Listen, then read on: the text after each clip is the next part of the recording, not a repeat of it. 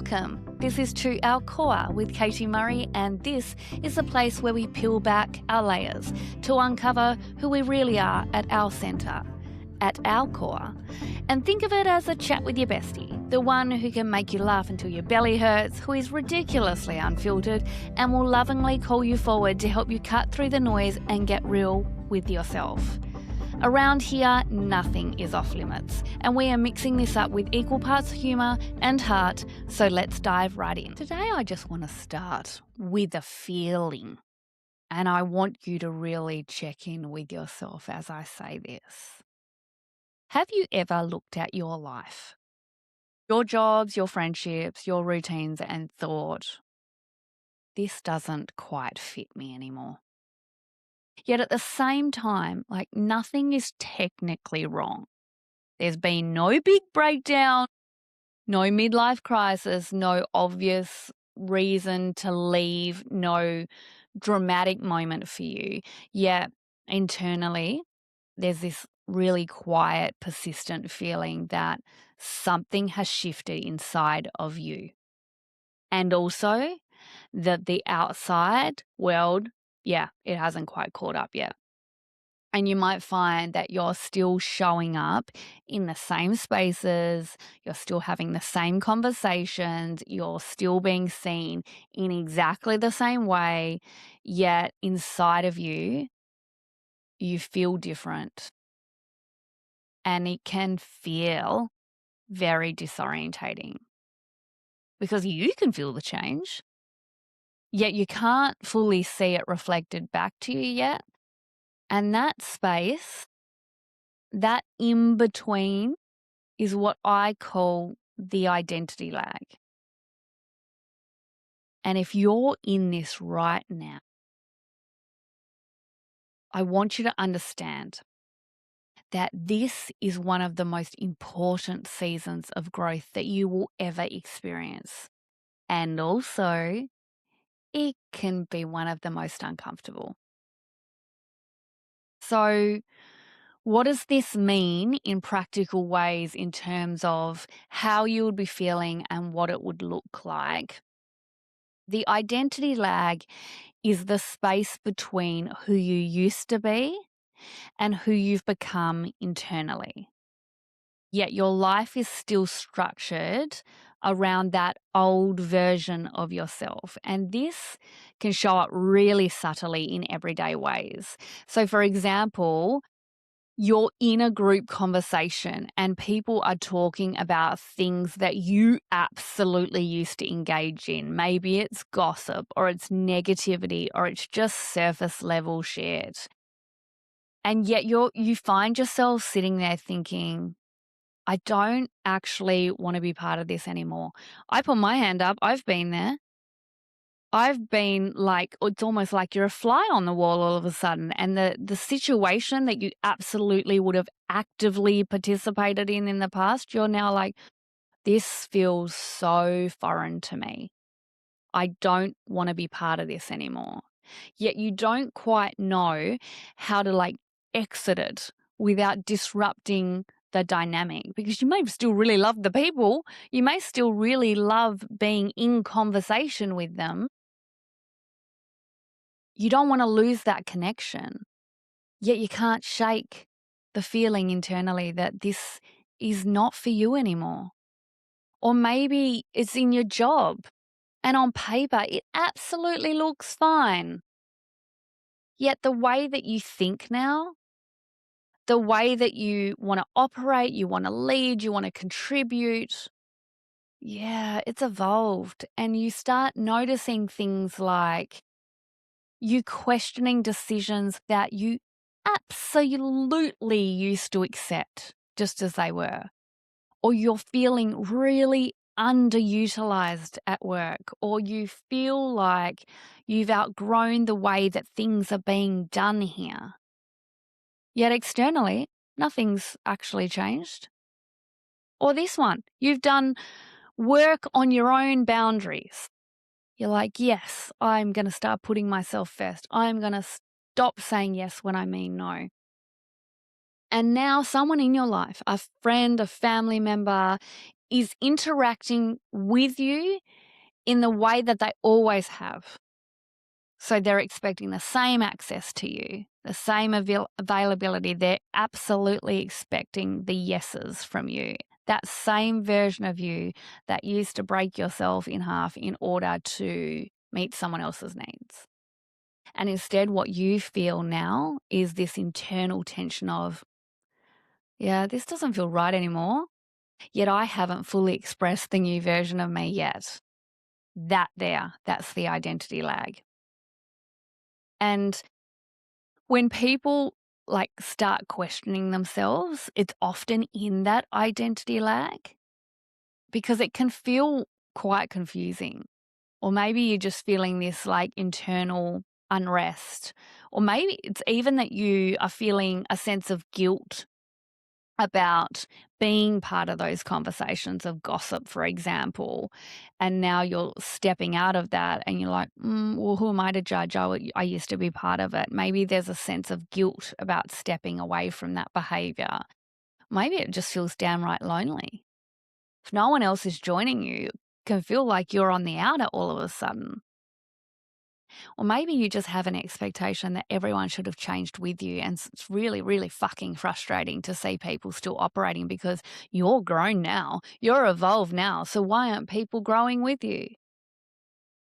And as a result of that, you might feel less connected in spaces that used to feel easy for you.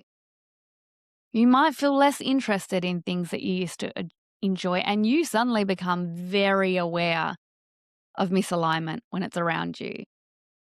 And you know what often happens in this space, this tension that you feel, these feelings of loneliness or guilt or frustration, your brain tries to make sense of it. And it points the finger back at you. Like, am I just being ungrateful here? Or am I overthinking this? Or, wouldn't it just be easier if I just went back to just being who I was so that things could be what they always were? And this is often where people misinterpret what's happening, that they think that something's wrong, that their growth, their evolution is actually not enhancing their life. It's doing the opposite. Yet actually, something's just shifted for you. So let me give you a scenario to put this in real world kind of examples that you'll probably resonate with. I have no doubt because I have. Imagine you've always been the easygoing one in your friendship group. You have never been the one to rock the boat. You just go with the flow and you certainly do not ask for much from your friendships. Yet internally now, you might have done a whole lot of work around self-worth and what you deserve. And then you start realizing as part of that growth, I actually want deeper conversations. I want friendships that are reciprocal, that it's not just me constantly reaching out to them or me doing acts of service or me being the person that everyone calls at 2 a.m. I want it to go both ways here. And maybe you're even saying to yourself, I don't want to be the one that is always the one that has to adjust themselves and fit in. Yet you're in the same friendship dynamic. It just feels different for you now. And it's not because they've changed. It's because you have. And that is where the emotional friction starts. And this is really important that you hear because when you're in identity lag, there is often a very strong pull to revert, to go back to that version of you that absolutely fits. Because you know what fitting in often feels like? Safety. Because fitting in often maintains connections that you have nurtured in the past. Fitting in often avoids conflict. Fitting in absolutely makes things predictable if you're just operating as who you've always been. And in that experience, you might find yourself saying yes when you want to say no. It might be that you're laughing along to things that absolutely do not seem funny to you anymore. It might even be that you downplay your own growths. You certainly don't think that sharing that you see the world and life from a different perspective as something that would be well received. So you don't talk about it. You stay quiet when you've got something to say. This is where people stall in their growth because it can feel easier to shrink back than to hold the new version of yourself without reinforcement, without your friendship group, your external world going, yay, go you, being the champions, because they haven't had a chance to adjust yet. So what does it actually look like to hold your new identity? In very practical terms, it could be being in that group conversation and gently just redirecting the conversation away from gossip. Or if that feels too stretchy initially, just choosing not to engage in it. It could look like saying, yeah, nah, sorry, I actually can't make that this week. And you may be feeling very shaky inside, yet you say it. It might look like having a different standard at work. That might see you speaking up in meetings and sharing ideas and not shrinking your perspective anymore. If you're used to being the office wallflower, this can feel very different. And it's also how you will hold your new identity. It, it looks like tolerating being misunderstood for a period of time while the external world gets a chance to adjust. Because when you change, people unfortunately don't immediately update their perception of you. There's a lag there for them too. They're trying to navigate this new territory. If you have changed from being the person that always says yes, being the person who bends over backwards, being the person that never speaks up, and you start speaking up, you don't have to apologize for it. And also have compassion for those that are in your environment that need a little time to adjust to that. This season can feel quite lonely because you're no longer fully aligned with who you were, and you're not yet fully surrounded by people who reflect who you're becoming. You're in the in-between. And in that space, it can feel like, shit, do I not belong here anymore? And also, I don't necessarily know where I belong yet. That doesn't mean you've lost everything. It doesn't mean you've lost all your connections. It just means you're in transition. And this is actually where self-trust deepens, because you're learning to hold yourself without needing immediate external validation to tell you that what you're doing is right, that you're okay. And even though this season feels uncomfortable, it is incredibly purposeful, because what it's building is self-trust. You are learning to back yourself without needing others to confirm it. What it's building? Clarity. You are refining what actually aligns with who you've become now.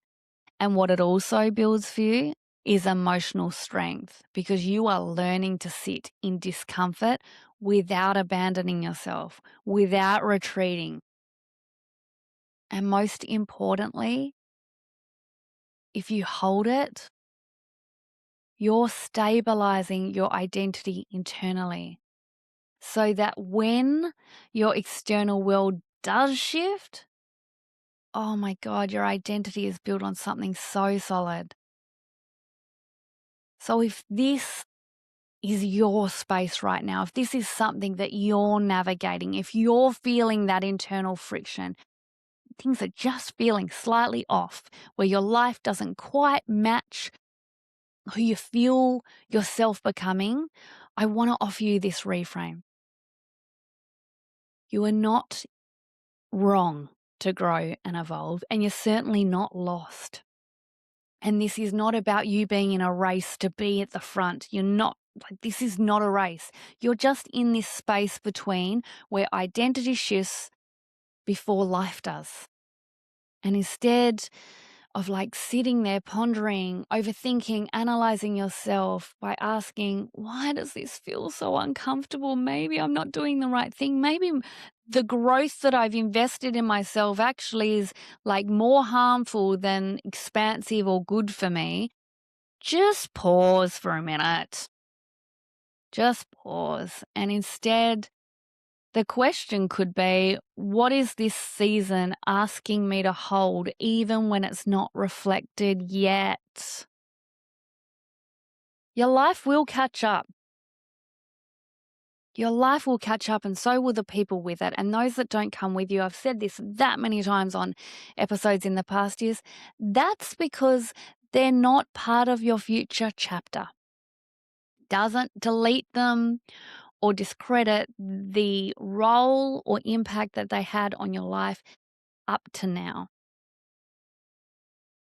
On the whole, though, your life will catch up because you will propel it forward. You have to be willing to stand in who you've become, though, first, before the world even fully sees it. And sometimes the most powerful transformations, they don't look like big external change. They look like quietly becoming someone or something new and actually having the courage to stay there. Thank you for joining me on To Our Core, and I look forward to chatting with you again next week. Thanks for spending time with me today on To Our Core. If something landed in your heart or gave you a much-needed giggle, consider sharing it with a friend who also may need this as a timely reminder. And go on. You know you want to. Give me a 5-star review so that this podcast can land in the ears of many, many more people. Because remember that life is too short to stay on the surface. Keep living, loving, and laughing all the way to your core. Go make life great. And if you want support around this, go to the show notes to find out more. Until next time, I'll meet you back here with more truth, laughter, and a whole lot of heart.